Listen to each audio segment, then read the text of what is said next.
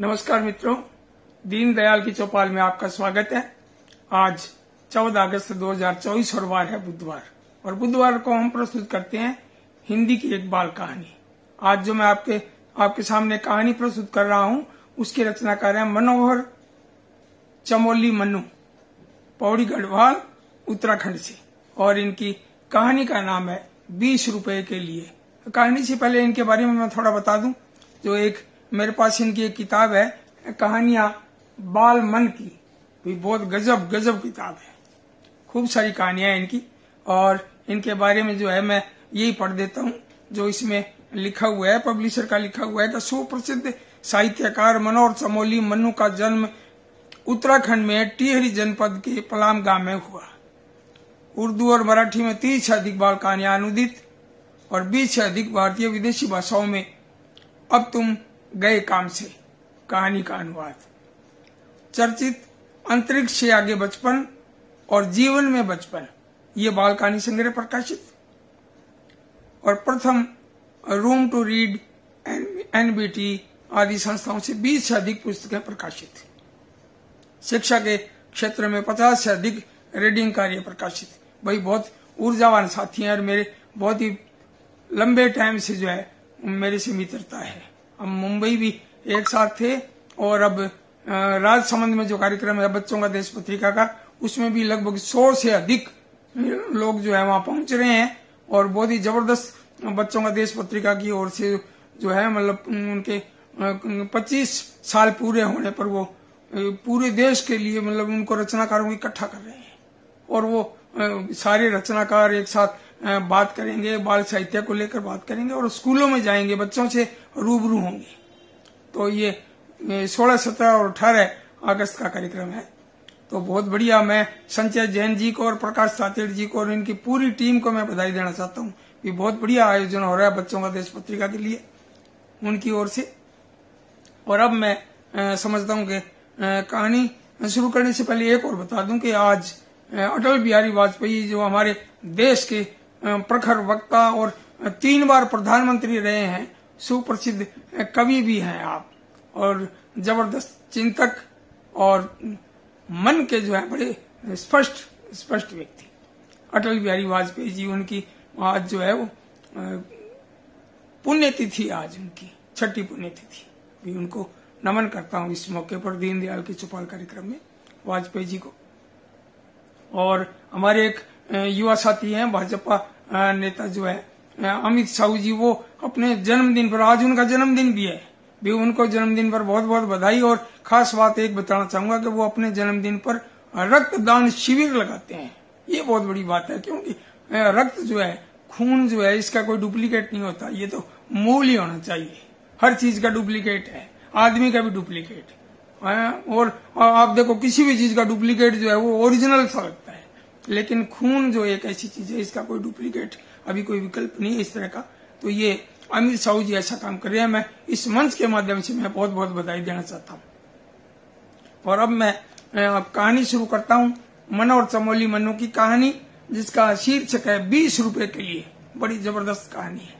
मतलब इस किताब में से मैंने ये पहली कहानी पढ़ी, किताब को खोला और पेज नंबर 74 ये निकला, और मैंने ये कहानी पढ़ी और जम गई भी। ये इस कहानी का वाचन करेंगे।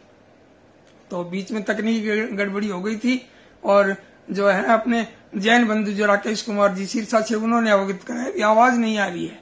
मैंने देखा था ये आवाज वाले पे मेरी अंगुली लग गई थी उसमें, और ये अंगुली का ही है सारा खेल जो है।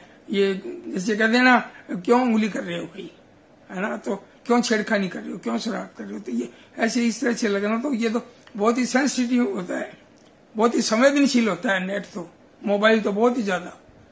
और मैं जैसे ही मतलब कोई और कहीं इसमें टिक कर रहा था और दूसरी जगह हो गया। भाई राकेश कुमार जैन बंधु जी का बहुत बहुत आभार, नहीं तो मैं बोलता है चला जाता और मेरी आवाज भी रिकॉर्ड नहीं होती, आपको भी नहीं सुनती, फिर मजा भी नहीं आता। तो अब कहानी सुनिए 20 रुपए के लिए। और इसके रचनाकार हैं मनोहर चमोली मन्नू, और पौड़ी गढ़वाल, उत्तराखंड। मोहन और तुलसी रोहित के साथ बस में चढ़ चुके थे। बस अभी कुछ ही दूर चल पाई थी। कुछ सवारियां अपनी अपनी सीटों पर बैठने की कोशिश कर रही थी कि कंडक्टर चिल्लाया, टिकट ले लो भाई, बस में कोई बगैर टिकट नहीं होना चाहिए। तभी बस के सबसे पीछे वाली सीट से आवाज आई, हाँ इधर पीछे 2 टिकट देना। यह आवाज मोहन ने लगाई थी। कंडक्टर ने पीछे घूमकर देखा, बुरा सा मुंह बनाते हुए उसने सवारियों को देखा।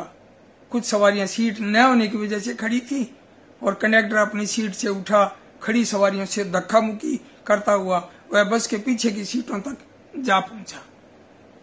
कंडक्टर ने चिढ़ते हुए मोहन से कहा, टिकट नहीं लिया? मैं कब से चिल्ला रहा हूं। मोहन ने जवाब दिया, एक तो बस में सवारी ठूस कर भरी हुई है और बीच में सवारियों का सामान भी है। कोई पहले अपनी सीट पर बैठे या दरवाजे पर जमघट लगाकर टिकट ले। वैसे भी सवारियों तक आपको आना चाहिए भाई। सवारियां अपनी सीट छोड़कर आपकी सीट पर कैसे आएंगी? मुझे 2.5 टिकट दे दो। यह सुनकर कंडक्टर भन्ना गया। घूरते हुए बोला, 2.5 टिकट? क्यों? अपने इस बच्चे का पूरा टिकट नहीं लोगे? और बच्चे, तेरी उम्र क्या है? मोहन ने झट से जवाब दिया, इसका नाम ओ नहीं रोहित है और इसकी उम्र 7 साल है। कंडक्टर ने रोहित को गौर से देखा, फिर बोला, इस बच्चे के मुंह में जबान नहीं है क्या? कम से कम आधा टिकट का रुपया बचाने के लिए झूठ तो मत बोलो यार। इस बच्चे की उम्र तो 11 साल के आसपास लग रही है। क्यों रे बच्चे, कितने साल का है तू? अब तुलसी बोल पड़ी, भाई साहब कहा है आपसे, हमारे बच्चे का नाम रोहित है और रोहित की उम्र 7 साल है। हम भला झूठ क्यों बोलेंगे?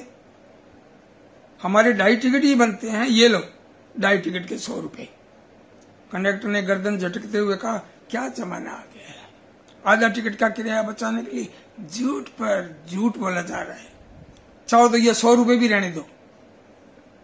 मोहन को गुस्सा आ गया, बोले, क्यों रहने दो? बच्चे का आधा टिकट लगता है, फिर हम पूरा टिकट क्यों लें? कंडक्टर तो जैसे बहस ही करना चाहता था। वह लापरवाही से बोला, कोई बात नहीं भाई साहब, 3 टिकट नहीं, आप 2.5 ले लीजिए, लेकिन 20 रुपए के लिए कम से कम इस बच्चे को इतना छोटा तो नहीं बनाइए। किसी से भी पूछ लीजिए, ये 10 साल से अधिक का बच्चा है।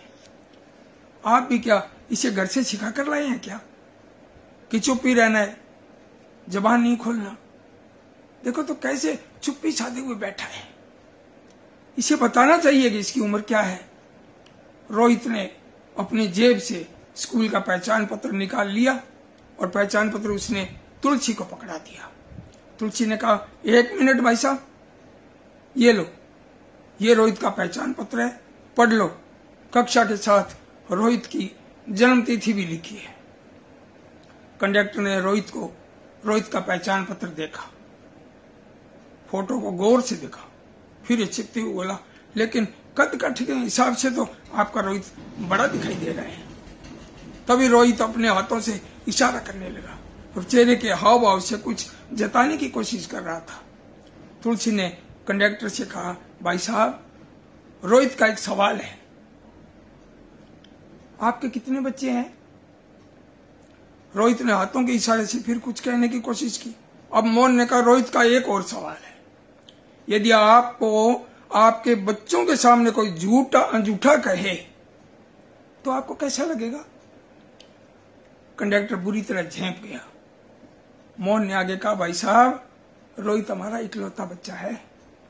ये मूक बधिर है, लेकिन ये समझता सब कुछ है। और हाँ, हम दोनों अच्छा कमा लेते हैं। कम से कम 20 रुपए के लिए हम अपने बच्चे के सामने झूठ नहीं बोलना चाहेंगे। बगल की सीट पर बैठी एक नन्ही बच्ची बोल पड़ी, कंडक्टर अंकल, आप शुरू से ही गलत बात बोल रहे हैं, हम सब सुन रहे थे।